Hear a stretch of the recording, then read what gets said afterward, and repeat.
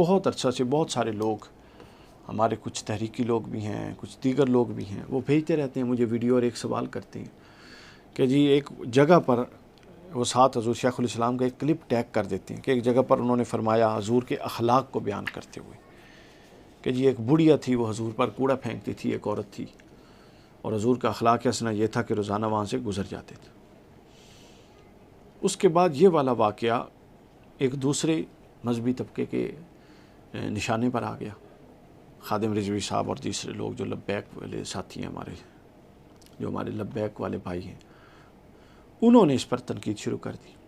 اب ہمارے ہاں ایک بہت خطرناک بات ہے، علمی روش میں اور واقعات میں اور اس کی توجیہات میں اختلاف ہونا تو بڑی اچھی بات ہے، ہو سکتا ہے۔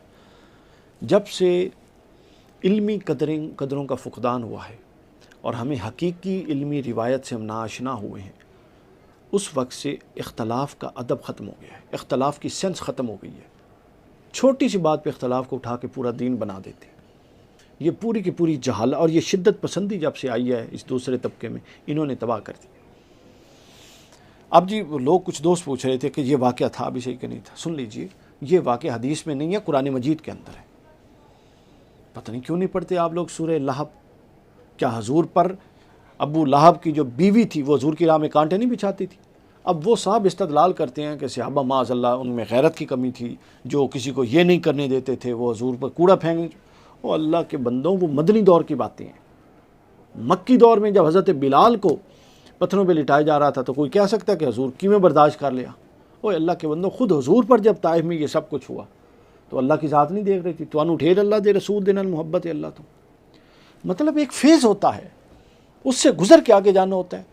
اب میں آپ کو کہوں 200 سال پرانی بات اور کہوں آپ آج اس پہ عمل کریں، عجیب بات ہے۔ اس وقت کے حالات اور تھے، مکی حالات کے تقاضے اور تھے، مدنی حالات کے تقاضے اور تھے۔ مکہ میں مسلمانوں کو ریزسٹنس کی اجازت ہی نہیں تھی۔ تو یہ قرآن مجید کا واقعہ ہے، سن لیجئے۔ اس خاتون کا نام جمیل تھا، عروہ بنت حرب بن امیہ تھا۔ کئی لوگوں کے بارے میں اس کو پریشانی اور تکلیف میں اس سے مبتلا تھی، اور یہ جمیل جس عورت کا نام تھا یہ ابو لہب کی بیوی تھی، ابو سفیان کی بڑی بہن تھی، بنو امیہ کے خاندان سے تھی، حضرت معاویہ کی سکی پھپھی تھی۔ یہ حضور اسلام پر کوڑا کرکٹ والا پورا کا پورا حضور کی راہ میں بچھاتی تھی، اوپر پھینکتی تھی۔ قرآن مجید میں ہے، کانٹوں بڑا کوڑا پھینک دے، تبت یدا ابی لہب وتب، ابو لہب تیرے ہاتھ ٹوٹ جائیں، تیری اس عورت کے بھی ہاتھ ٹوٹ جائیں جو میرے محبوب کی راہ میں کانٹے بچھاتی ہے۔ حمالۃ الحطب، اس کے لیے لقب اترا۔ یہ سب کچھ کس میں ہے، کہاں پر ہے؟ کوئی حوالے کی ضرورت نہیں، خود قرآن مجید کی نص کے اندر ہے۔ سورہ لہب کو ترجمے کے ساتھ پڑھیں، دنیا میں کسی عالم کا ترجمہ اٹھا لیں، پھر اس بات کو کہ حضور کی راہ میں یہ خاتون بچھاتی تھی کوڑے اور حضور علیہ السلام گزر جاتے تھے، کانٹے بچھاتی تھی، حضور گزر جاتے تھے، کوڑا پھینکتی تھی، حضور گزر جاتے تھے۔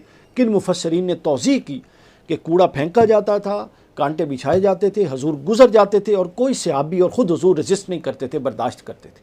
سن لیجیے، حضرت عبداللہ ابن عباس نے کی روایت تفسیر ابن عباس میں یہ موجود ہے، سورہ لہب کے تفسیر میں یہ سب موجود ہیں، جہاں میں بتا ابن جریر طبری نے جامع البیان فی تفسیر القرآن میں اس کو لیا، ابن ابی حاتم نے اپنی تفسیر میں اس کو لیا۔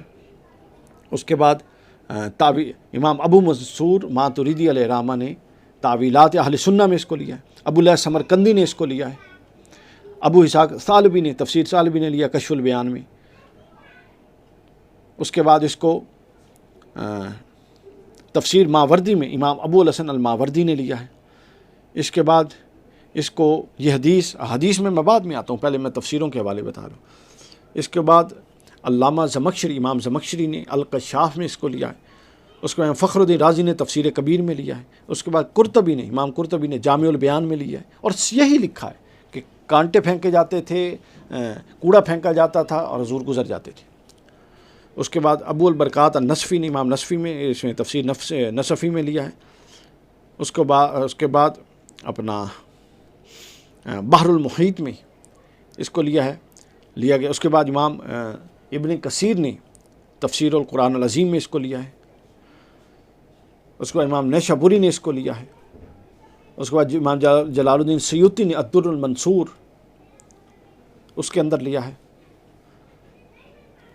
اس کے بعد ابو سعود الحنفی نے اپنی تفسیر میں اس کو لیا ہے.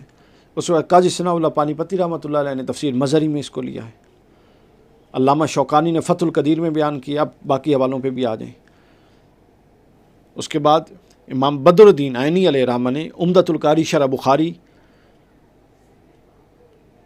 اس میں اس کو لیا ہے.